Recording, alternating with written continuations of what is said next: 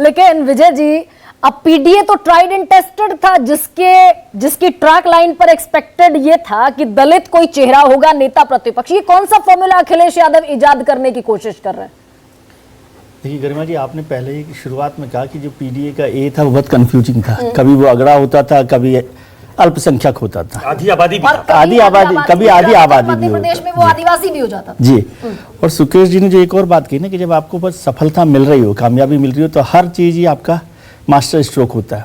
तो अभी अखिलेश जी को उत्तर प्रदेश में एक बड़ी कामयाबी मिली है लोकसभा चुनावों में।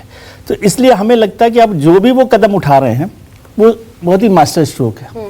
ऐसा कुछ और नेताओं के बारे में पहले कहा जाता रहा कि मास्टर स्ट्रोक ही होता है, लेकिन आप इशारे में बात कर रहे हैं जी। मैंने ऐसा सुना था।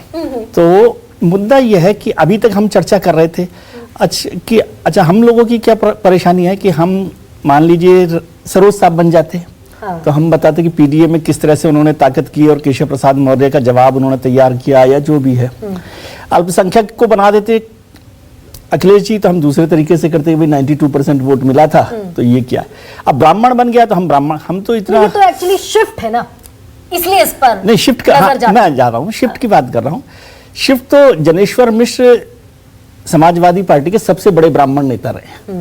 मुलायम सिंह जी हमेशा उनको साथ रखते थे, और मुझे याद है कि ये पीआईबी के शास्त्री भवन के सामने उनका आवास हुआ करता था जिसपे लिखा हुआ था लोहिया के लोग, और जनेश्वर मिश्रा जी की वोट लगी रहती थी।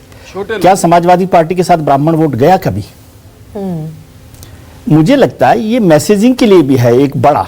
ये ठीक है सारी बात कि बीजेपी से नाराज है ब्राह्मण और वो उनको एक मौका दे रहे हैं, लेकिन ये मैसेजिंग भी है कि भाई अनटचेबल नहीं है ब्राह्मण। हाँ। और वो आंकड़े भी साबित करते हैं विजय जी। हाँ। 5% अगर सवर्ण वोट बैंक बीजेपी से डिस्कनेक्ट हुआ, जिसके चलते ओवरऑल वोट शेयर 1% गिरा, जो कि उत्तर प्रदेश जैसे सूबे में 1% vote share is a big thing. बड़ा है, बहुत बड़ा है।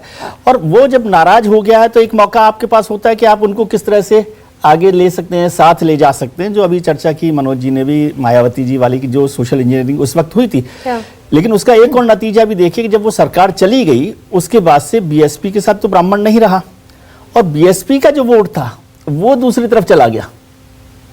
ये भी तो देखिए, बीएसपी उसके बाद तो कभी ताकतवर पार्टी के तौर पर नहीं आई, और समाजवादी पार्टी की हिस्ट्री यदि देख लें तो कभी ब्राह्मण उनके साथ मोटे तौर पर नहीं रहा। ऐसे तो ब्राह्मण हो या कोई भी जाति हो, मुस्लिम हो, दलित हो, पिछड़ा हो, ओबीसी हो, हर पार्टी के साथ कुछ ना कुछ हिस्सा तो रहता ही है, लेकिन क्या वो रिप्रेजेंट करता है उस मसले पर देखें तो ब्राह्मण समाजवादी पार्टी को रिप्रेजेंट नहीं करता।